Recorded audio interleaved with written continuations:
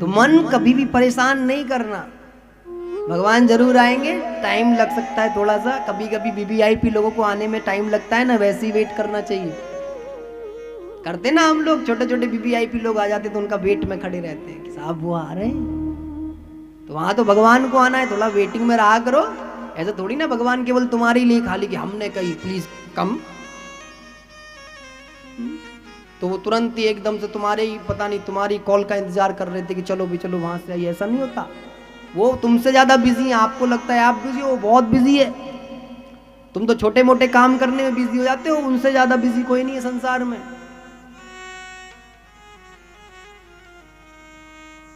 अब गजेंद्र ने सबको छोड़ा, सिर्फ भगवान को याद किया। भगवान ने अपने गरुण को आदेश दिया, गरुण देखो मुझे कोई याद कर रहा है। तो गरुण ने कहा प्रभु मुझे तो कोई सुनाई नहीं आ रही, जब भी आपका भक्त कोई क्या कहते हैं याद करता है तो मुझे सुनाई जरूर आती है। बोले नहीं नहीं, आज मनुष्य नहीं याद कर रहा, आज तो मेरा कोई भक्त याद कर रहा है। तो गरुण को आदेश दिया है। तो भगवान अब जब आदेश हो गया तो चलना है, तो गरुण तैयार हुए। तैयार होकर के भगवान गरुण के ऊपर बैठे हैं और भगवान ने जाकर गरुण को आदेश दिया, गरुण तालाब की ओर चलो, देखो गजेंद्र हमको याद कर रहा है। और भगवान ने एक ही बार में गजेंद्र का पैर मगरमच्छ के मुंह से निकाल दिया है और भगवान का नाम पड़ा है हरि। ये हरि अवतार है भगवान का। बंधन में फंसने वाले व्यक्ति को भगवान देखते हैं कि तुम आओगे नहीं आओगे, लेकिन वो निकाल लेते हैं। सुखदेव महामुनि राजा परीक्षित को भगवती मां भगवती गंगा के तट पर बैठ करके यह श्रीमद् भागवत कथा श्रवण करा रहे हैं। परीक्षित का मृत्यु से ध्यान हटता जा रहा है। परीक्षित को मृत्यु का जो भय था वो हट रहा है, क्योंकि कथा में आनंद आ रहा है भगवान की में। इसलिए परीक्षित को अब सुखदेव महामुनि कहते हैं, परीक्षित ये जो प्रहलाद को भगवान ने सिंहासन दिया था ना, राजा बनाया था ना, इसके घर में एक विरोचन नाम के पुत्र हुए। प्रहलाद जी के पुत्र का नाम है विरोचन, और विरोचन के पुत्र हुए बलि। बलि के यहां पर भी भगवान ने अवतार लिया है। ये बलि जो है बड़ा बलशाली है और बड़ा ही धर्मात्मा भी है। बलि के गुरु ने बलि को एक दो चीजें सिखाई हैं कि बलि तुम पूरे संसार पर राज्य कर सकते हो, तुम अपने जीवन में दो चीजें धारण कर लो।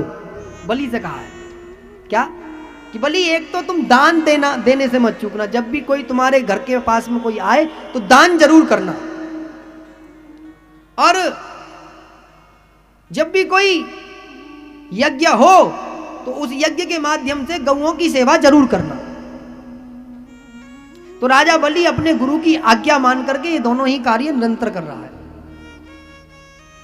और उसका प्रभाव ऐसा हुआ कि राजा बलि ने इंद्र के राज्य का जो स्वर्ग है उस पर भी अपना कब्जा जमा लिया, और इंद्र को छुप करके रहना पड़ा। दान की इतनी बड़ी महिमा है। अब तो इंद्र की जो मां है अदिति, उसने सोचा कि मेरा जो पुत्र है उसे तो राज्य से बहिष्कार कर दिया। तो एक दिन अदिति जो थी, उनके पति उनके पास में आए। ये जो कश्यप मुनि है, इन्होंने अदिति से कहा, अदिति क्यों परेशान हो? तो अदिति ने कहा कि प्रभु जिसकी संतान घर से बेघर हो जाए उस मां को सुख कहां मिलता है। तो कश्यप मुनि ने कहा कि तुम पयोव्रत करना। पयोव्रत जो व्यक्ति करता है उसके घर में भगवान का जन्म होता है, और भगवान जब तेरे यहां पर जन्म लेंगे तो तेरे कष्टों का संकट स्वयं हर लेंगे। तो पयोव्रत के विधान के कारण से ये अदिति के घर में स्वयं भगवान आए। और भगवान कैसे है? भगवान थे 52 अंगुल के। कितने अंगुल के? 52। 52 अंगुल के भगवान है, इसीलिए नाम पड़ा वामन भगवान। तो जब भगवान ने अदिति के यहां पर दर्शन, मतलब अदिति के यहां पर आए, तो सभी ने भगवान को कुछ ना कुछ दिया। ब्रह्मा जी ने कमंडल दिया, मैया सरस्वती ने वेद दिए, मतलब पुस्तिका दी, मैया लक्ष्मी ने श्रृंगार दिया। वैसे ही कुछ ना कुछ वामन भगवान को तैयार किया है। तो वामन भगवान पूछते हैं कि मेरे लिए काम क्या है? मैं तो सन्यासी हूं, क्योंकि मैं तो संत भेष में भगवान ने अवतार लिया है। जो वामन भगवान है वो गृहस्थी नहीं है, संत वेश में है। अदिति ने बताया कि इस प्रकार से मेरे पुत्र के राज्य को राक्षसों ने अपहरण कर लिया है, उस पर कब्जा कर लिया है, पुत्र आपको उसे छुटाना है। तो आज राजा बलि के यहां पर वामन भगवान गए हैं और राजा बलि यज्ञ कर रहे हैं।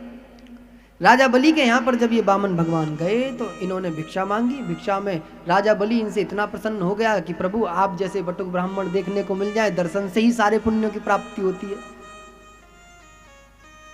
तो राजा बलि जब बटुक ब्राह्मण के पास में बैठे थे तो गुरु शुक्राचार्य जी देख रहे थे कि इतना छोटा संत तो अभी तक आया नहीं कुटिया में, ये कोई ना कोई तो गड़बड़ है, क्योंकि गुरु को तो अनुभव होता है ना सारी चीजों का।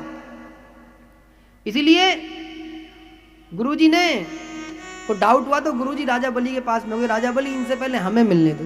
गुरु आ गया है तो वो मिले, बोले बताओ क्या बात है। तो शुक्राचार्य जी ने जैसे ही बात करना प्रारंभ किया तो वामन भगवान बोले देखो ऐसा है, हम एरा गहराओं से बात नहीं करते। गुरुजी को बोले एरा गहरा, बोले हाँ। बोले ये तुम तो गुरुजी ऐसे ही, हम तो राजा बलि से ही मिलने आए हैं, आपसे मिलने नहीं आए। राजा बलि यदि हमसे बात करेगा तो हम बात कर लेंगे, नहीं तो हम तो अपने रास्ते, राजा बलि अपने रास्ते, राजा होगा अपने घर का। हम तो भिक्षाधारी हैं, हमारे लिए तो एक गृहस्थी भी ऐसा ही है, राजा भी ऐसा ही, हम तो कहीं और जाके भिक्षा मांग लेंगे। तो राजा बोले नहीं नहीं नहीं नहीं प्रभु आप यहाँ से जा नहीं सकते। तो शुक्राचार्य जी कहते जाने दो ना, जा रहा है तो क्यों लपड़े में पड़ रहे हो, कोई और आएगा। तो कहते नहीं नहीं गुरुजी तुम्हारी तो आज्ञा है कि संत यदि द्वार पर आ जाए तो भेजना नहीं है, और अपमान करा रहे हो अपनी आज्ञा को, आप नियम परिवर्तन कर रहे हो। तो गुरुजी चुप हो गए, बोले हो आज ही सारा ज्ञान जगा है तेरा। तो शुक्राचार्य जी बोले जो करना कर लो भैया। तो बलि बोले क्या चाहिए प्रभु। बोले देखो मैं ऐसे कोई भी चीज लेता नहीं हूं, हर चीज को मैं नियमों में बांधता हूं और संकल्प कराता हूं तभी लेता हूं। बोले आप जो बोलोगे महाराज वो दे देंगे, 100 150 200 गाय दे दें आपको, आपकी घर गृहस्थी चल जाएगी, आपको एक महल बना करके दे दें। बोले ये सब तो हम सब छोड़ चुके, तो क्या चाहिए। बोले मैं तभी लूंगा जब संकल्प करा दोगे, यदि दे सकते हो तो हाँ कर लो, नहीं तो कोई बात नहीं। तो राजा बलि बोले ब्राह्मण है छोटे मोटे क्या मांगेंगे, ज्यादा ज्यादा 100 150 बीघे जमीन मांग लेंगे, इतनी तो मेरी खाली पड़ी है, ज्यादा 1-8 लाख गाय मांग लेंगे, दे दूंगा।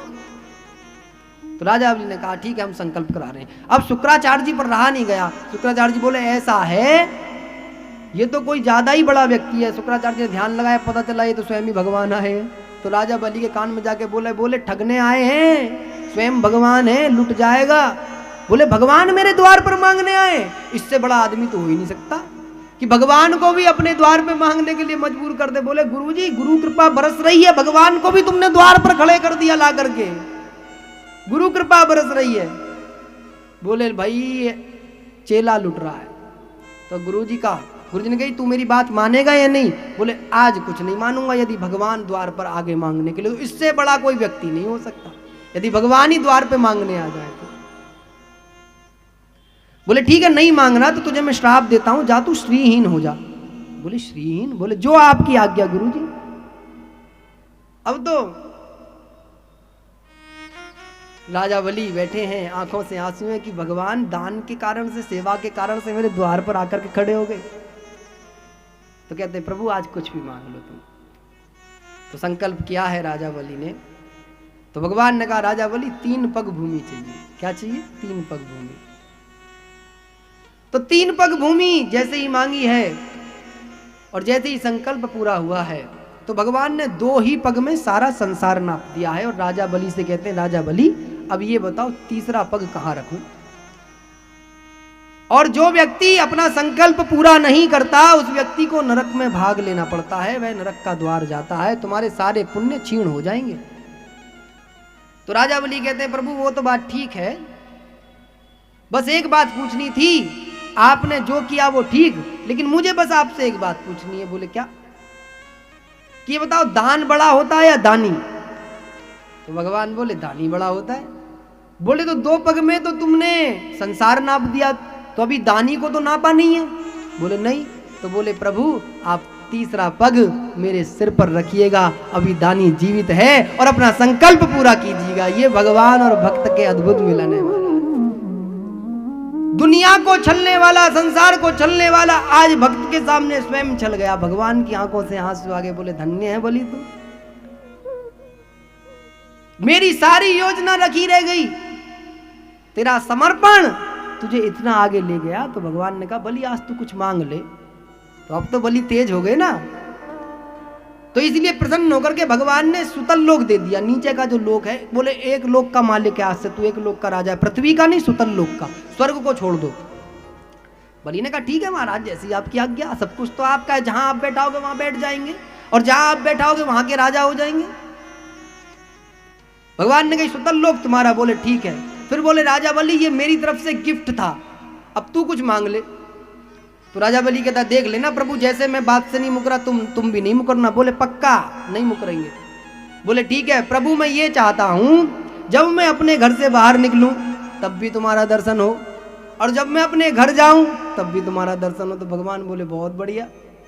बोले फिर तो एक ही जगह है। बोले क्या? बोले सैनिक की भेष दे दे भैया, जब तू बाहर निकलेगा तब भी तेरे दर्शन होंगे, और जब तू अंदर घुसेगा जब भी तेरे दर्शन होंगे। तो भगवान, तो राजा बलि बोले ठीक है, एज योर विश, जैसा तुम्हारी इच्छा।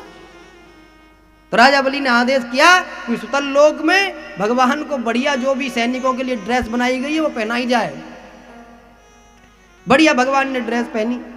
अब राजा बलि के द्वार पर भगवान द्वारपाल का काम कर रहे हैं, खड़े हैं। अपने भक्त की सुरक्षा की जिम्मेदारी भगवान की है। तो भगवान की जब भी कोई एंट्री मारता है तो लक्ष्मी जी को रहते रहते जब बहुत दिन हो गई, तो लक्ष्मी जी ने नारद जी से पूछा, नारद जी तुम इधर उधर घूमते रहते हो, हमारे कहीं पतिदेव मिले थे तुम्हें? तो नारद मुनि बोले एक काम करो, पतिदेव को भूल जाओ। बोले पतिदेव को भूल जाओ? बोले पतिदेव ऐसी चीज है कि भूल जाओ? बोले सही बात बताओ। बोले मैया मैं सही बोल रहा हूं, पतिदेव को भूल जाओ। पतिदेव को भूल? बोले नारद तुम्हारा दिमाग ठीक है क्या? पति कोई भूलने की चीज होती है? बोले मैया जिस कंडीशन में है ऐसे में भूलना ही ठीक है, और आजीवन उन्हीं के बिना बिताओ। बोले नारद मुनि कृपा करके सीधी सीधी बात करो। बोले राजा बलि ने द्वारपाल बना दिए और भगवान से यही मांग लिया है कि जब मैं घर से बाहर निकलूं तो भी तुम मिलने चाहिए, और जब मैं घर के अंदर घुसूं तो भी तुम मिलने चाहिए। तो राजा बलि राज्य को छोड़ता नहीं, और जब राज्य छोड़ता नहीं तो भगवान आ नहीं सकते, और जब राजा बलि राज्य में जाएगा तो भगवान को उससे पहले पहुंचना पड़ेगा, प्रोटोकॉल का पूरा पालन करना पड़ेगा, पूरा पालन।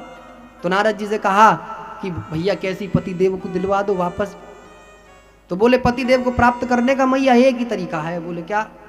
बोले आप यदि राजा बलि को किसी प्रकार से संकल्प में किसी में बांध लो, तो राजा बलि जब संकल्प में बंध जाएगा तो वो संकल्प के बहुत पक्के, और संकल्प के कारण ही ये सारी खिचड़ी पकी है, तो तुम संकल्प में बांध लो कैसी करके। बोले क्या? बोले राजा बलि की कोई बहन नहीं है, तुम राजा बलि को भाई बना लो और संकल्प में भगवान मांग लेना। तो लक्ष्मी जी गई हैं, भैया भैया कहती हुई, भैया भैया कहती हुई। तो भगवान को देखा वहां खड़े हो, भगवान भाला लेकर के खड़े, द्वारपाल देख करके बड़ी लक्ष्मी जी बोले बाप प्रभु कहाँ फंस गए, तुम्हारे चक्कर के कारण से इधर उधर भागे डोल रहे हो, अच्छे खासे बैकुंठ में समय बिता रहे। बोले छुड़ाएंगे तुम्हें, टेंशन मत लो। लक्ष्मी गई है, बोले भैया तुमसे बड़ा, भैया तुमसे बड़ा अच्छा भैया कोई नहीं, कुछ नहीं। जाकर के तुरंत एक मौली बांध दी है। तो नियम है कि यदि बहन भाई के हाथ में मौली बांध दे तो उसके बाद में कुछ ना कुछ भाई को देना ही पड़ता है। तो राजा बलि खुश होकर बोला हाँ बहन, मेरी कोई बहन भी नहीं थी, और तू तो देखने में भी अच्छी लग रही है, बड़ी सुशील है, सुंदर है, तेरे लिए कोई बढ़िया वर ढूंढेंगे, कोई बात नहीं, तू रहती कहाँ है? अरे बोले रहना छोड़ो, तुम मेरे भैया मैं तुम्हारी बहन। हाँ बोले, तो खुश होकर के मुंह से निकल गया क्या चाहिए? बोले ये जो द्वारपाल खड़ा यही चाहिए, इसी से रिश्ता करा दो। बोले बलि बोले इसके अलावा कोई भी चुन ले, सबसे करा दूंगा, लेकिन इसे बदमाग बड़ी मुश्किल से लेके आया हूं, सब कुछ देने के बाद मैं तब जाके मिला है, सब लुट गया तब जाके। बोले नहीं नहीं नहीं यही चाहिए। बोले अरे देख ले कोई और भी सुंदर होगा उसे देखो, नहीं नहीं यही चाहिए, इन्हीं के चक्कर में। अब जब ज्यादा कैडी बात पड़ गई तो बोले संकल्प तो टूट नहीं सकता। बोले तो देवी बताई दो तुम कौन हो? बोले मैं हूं लक्ष्मी, और मेरे पतिदेव को तुमने यहां रख रखा तो क्या करें? बोले तो आज से तुम हमारी बहन है, और इनसे हमारा रिश्ता क्या हो गया? हम कौन हो गए इनके? कौन हो गए? राजा बलि हो गए भगवान के साले, और भगवान हो गए राजा बलि के जीजा। ऐसा संबंध बंधा है दोनों का। कह रहा था ना भी रिश्ता बनाना, तो कैसा रिश्ता बना है? राजा बलि ने धूमधाम से भगवान को विदा किया है, और एक भगवान से राजा बलि का यह संबंध बना है। और तभी से हमारी हिंदू संस्कृति के अंदर एक रक्षाबंधन का पर्व मनाया जाता है। वो राजा बलि के समय से ही आज तक भी बहनें और भाई आपस में रक्षाबंधन का पर्व बना रहे हैं। ये जो रक्षाबंधन की परंपरा चली ना, ये तभी से चली है। ये हमारे जितने भी त्योहार हैं उनके पीछे एक लॉजिक है, उनके पीछे एक कथा है, उनके पीछे एक समर्पण है। ये ऐसे ही नहीं बन गए सब कुछ, लेकिन हमने कभी इतने शास्त्रों को नजदीक से नहीं देखा तो हमें पता नहीं चलता कौन सी कहानी कहां से जुड़ रही है, कौन सा संबंध कहां से जुड़ रहा है। अब धीरे धीरे समय बीता है और वामन भगवान के अवतार के बाद में भगवान ने 2 अवतार और लिए हैं। एक अवतार है भगवान श्री राम का और एक अवतार है भगवान श्री कृष्ण का। मैं हमेशा कहता हूं भागवत कृष्ण कथा नहीं है, भागवत भगवान के अवतारों का संग्रह है। हम लोगों को लगता है कि कृष्ण कथा मतलब भागवत, ऐसा नहीं है। भागवत भगवान के अवतारों का संग्रह है। भगवान ने जितने भी अवतार लिए हैं ना, उनके अवतारों का वर्णन है और आगे जो भगवान अवतार लेंगे उनका भी वर्णन है भागवत के अंदर। जो कलयुग में लेंगे भगवान, कल की अवतार जो लेंगे वो हमारे यूपी में लेंगे। सारे भगवान जी वहीं पैदा हो में, असुर भी तो वहीं ज्यादा है ना। भगवान कृष्ण आए मथुरा में, भगवान राम आए अयोध्या में, कल की भगवान आएंगे संभल में, भगवान महादेव आए काशी में। तो सारा कुनबा वहीं इकट्ठा है ना, क्योंकि सारे दोनों प्रकार के लोग रहते हैं वहां, देवता भी और असुर भी, इसलिए भगवान वहां जाते हैं। बोले यहीं से प्लानिंग ठीक चलेगी, यहीं से क्लीनिंग होगी ठीक से। और आजकल वहां क्लीनिंग बहुत चल रही है, टिप टॉप चली। और अभी तो भगवान राम, ऐसा समझो जैसे भगवान राम वनवास से ही लौटे हैं। अभी तो भारत का वातावरण राममय हुआ पड़ा है। हमारे राम आ गए ना अयोध्या में, तो आज भगवान राम के जन्म की भी कथा है। तो एक बार जरा जोरदार तालियों से स्वागत करो भगवान का। आहा, कैसा दृश्य है भारत का, है गजब का है साहब। जब अयोध्या का वह राम मंदिर बना प्रभु, सबकी आंखों में आंसू थे। बड़े से बड़ा वीआईपी ऐसे एक झलक पाने के लिए कि प्रभु की झलक हो जाए, प्रभु का दर्शन हो जाए, कैसी करके। बड़ी लेट लाए हमारे बामन भगवान को तुम, हैं? हम तो सोच रहे कहीं ये भी खो गए, हैं? ना हमें दिखे। जाओ प्रभु बलि के हैं, जाओ जाओ जाओ। कहा करोगे रुक के, हमारी चलेगी तुम्हारी ना चले, लेके जाओ भैया ही ने। मन ना कर रहा जाने को बिल्कुल भी, हैं? देखियो, हैं? लेट लाओगे तो जाओ जल्दी, जल्दी लाते तो जो रुके रहते थोड़ी बहुत देर। कहा करे कन्हैया आने वालों अपनों, इनको देखें उनको देखें, राम जी बीच में पड़े, किस किस को देखें। आज तो पूरा कुनबा इकट्ठा हुआ जा रहे हैं। आज अवतारों की लाइन लगी पड़ी है सुबह से ही, कि पहले नरसिंह जी आ गए, फिर हरि भगवान आ गए, फिर वामन भगवान आ गए। आज लाइन लगी पड़ी है, सब ड्यूटी पे हैं। अब मेरे राम की बारी है साहब, और राम से एक अनूठा संबंध है छत्तीसगढ़ वालों का। क्या है छत्तीसगढ़ भगवान की? ननिहाल। क्या है भाई? अरे बोलो जोर से, जोर से।